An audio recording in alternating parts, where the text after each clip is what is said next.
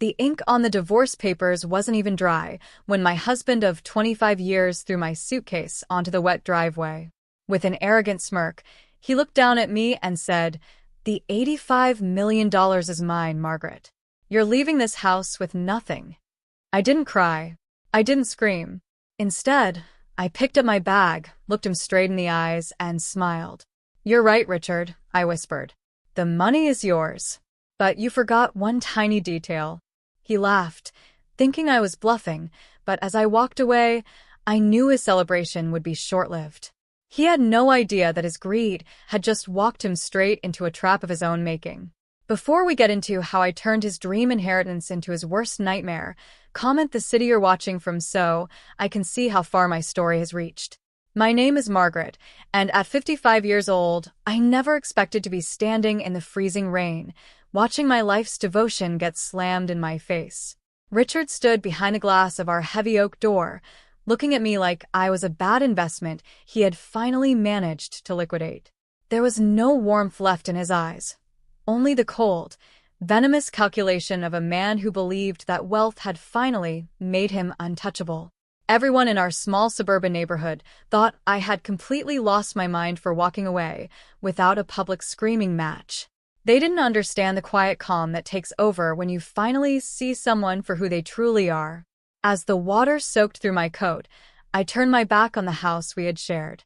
It was time to look back at how we got here. To look at Richard during his moments of arrogance, you would never guess where we started.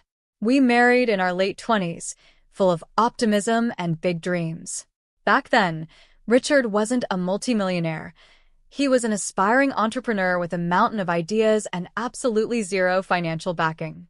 For the first 15 years of our marriage, I was the sole foundation of our household. I worked 2 demanding jobs, rushing from a corporate assistant role during the day to an evening shift at a local accounting firm, all to pay our rent and fund his endless list of failed business ventures.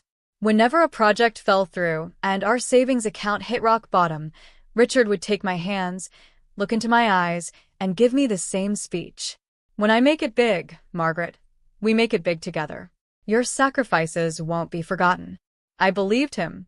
I willingly ruined my own credit score, maxed out my personal credit cards, and walked away from my own career advancements just to keep his professional dreams alive. But as middle age set in and hair began to thin, a bitter shift occurred. The grateful husband disappeared, replaced by a textbook narcissist. Richard began to view my presence not as a partnership, but as a dull reminder of his past failures.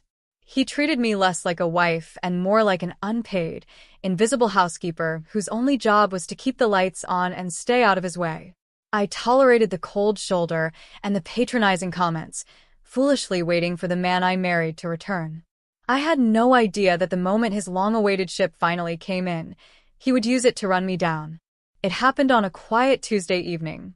The rain was drumming gently against the kitchen window while I was washing the dinner dishes, and Richard was sitting at the dining table, routinely checking his lottery tickets. Suddenly, the house went completely silent. No rustling paper, no breathing. I turned around and saw him staring at his phone, his face completely pale. He had matched every single number. $85 million. For a split second, my heart leaped.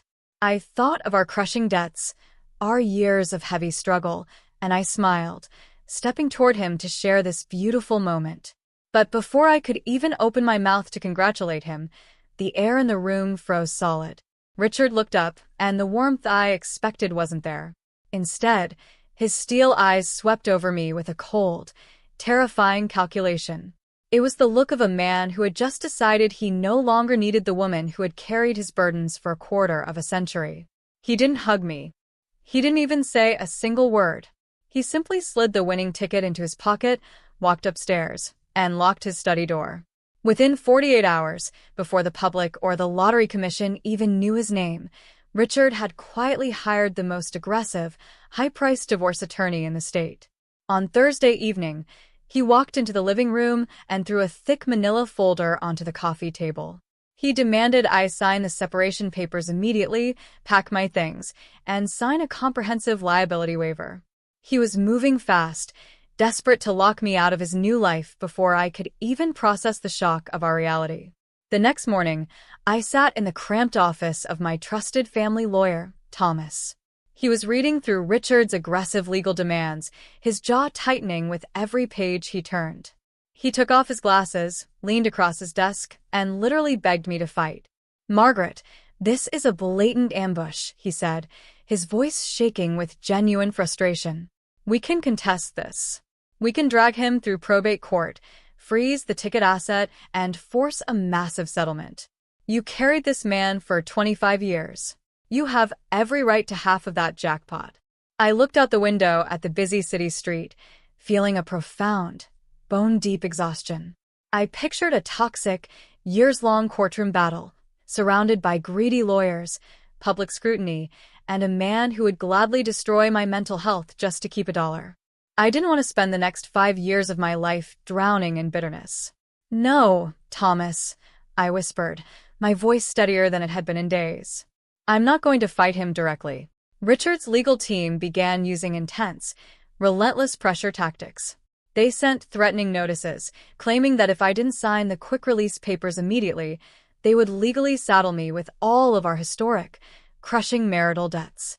They thought they were terrifying a fragile, grieving housewife into total submission. I feigned absolute defeat. I agreed to sign over every single claim to our physical estate, his various businesses, and his massive lottery winnings. In exchange, I demanded just one ironclad clause, that I be fully and permanently released from any and all joint liabilities connected to his past, present, or future endeavors. They agreed instantly, laughing at my apparent weakness. What Richard and his highly paid legal team completely overlooked in their desperate rush to cut me out was a hidden financial dynamic from our past, and it was a mistake that would cost him everything. To understand his blunder, you have to know how Richard operated. For years, he was constantly hiding his personal spending and failed hobby expenses from me. To do this without my knowledge, he had been running all of his daily transactions, cash withdrawals, and minor purchases through a dormant consulting company account we had opened nearly a decade ago. That specific company was called Vanguard Solutions, LLC. Because Richard wanted to take advantage of specialized state tax incentives and grants reserved exclusively for female-owned businesses back then, he had legally registered the entire entity solely in my name. I was the 100% legal owner, president, and sole shareholder of that LLC. Richard was merely an authorized user on the corporate debit card. He used that very corporate debit card on that fateful Tuesday afternoon to buy his winning lottery ticket, completely forgetting that any asset or property purchased by a corporate entity belongs entirely to the corporation itself. When Richard forced me to sign those sweep waiver documents, his lawyers had inserted an aggressive clause stating that he would completely sever himself from all of Margaret's minor, worthless business assets to avoid being pulled into any future liabilities.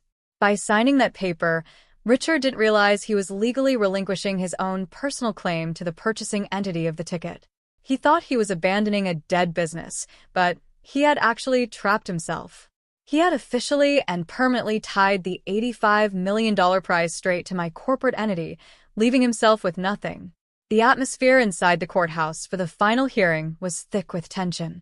Richard and his lawyer sat on their side of the polished mahogany table, practically radiating victory. Richard had a smug, insufferable grin plastered across his face, fully expecting to watch me leave with a broken spirit and an empty bank account. On my side, James Mitchell sat quietly, his worn leather briefcase resting on the floor, projecting the absolute calm of a seasoned professional who knew exactly what was about to happen. The judge reviewed the standard separation agreement and asked if both parties were ready to finalize the decree. Richard's attorney stood up with theatrical flair, announcing that his client was ready to sign, eagerly pushing the paperwork forward. That was the exact moment James Mitchell stood up, calmly raising his hand. "Your Honor, before any signatures are finalized, we have an essential cross-petition regarding the true legal ownership of the $85 million lottery asset." Richard laughed out loud in the courtroom, shaking his head at what he assumed was a desperate, pathetic bluff. But his laughter died instantly when Mitchell presented the certified bank transaction tracing reports and the signed Vanguard Solutions LLC registration deeds. The judge took the documents, reviewing them with sharp, intense focus. As the realization swept through the room, I watched the physical color completely drain from the face of Richard's high-priced attorney. He went entirely pale, his hands trembling as he stared at the paperwork. He leaned over and whispered frantically into Richard's ear, explaining the catastrophic legal reality. Richard's confident smirk vanished, replaced by an expression of sheer, unadulterated horror. He had legally signed away his fortune. 3 months later, I officially claimed the $85 million and moved to a charming cottage in Carmel, overlooking the vast Pacific Ocean.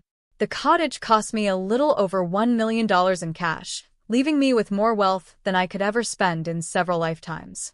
I received word through my legal team that Richard was forced to sell our heavily mortgaged suburban house just to cover his mountain of historic debts and skyrocketing legal fees.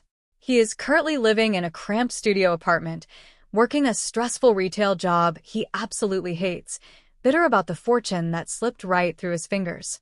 Sometimes, usually in the quiet evenings when the cool ocean fog rolls in over my front garden, I look out at the water and smile. I feel a profound sense of peace knowing that justice was served, not through loud arguments or petty hatred, but through the simple consequences of a greedy man's own reckless actions. I've used a portion of my winnings to establish a local foundation that provides comprehensive legal aid and financial education to women facing economic exploitation, ensuring they never feel powerless. Now, I'm incredibly curious about all of you who have listened to my journey today. What would you have done if you found yourself standing in my exact shoes at 55 years old? Would you have stayed and fought him in court, or would you have let the trap snap shut just like I did? Comment your thoughts below and let me know your city.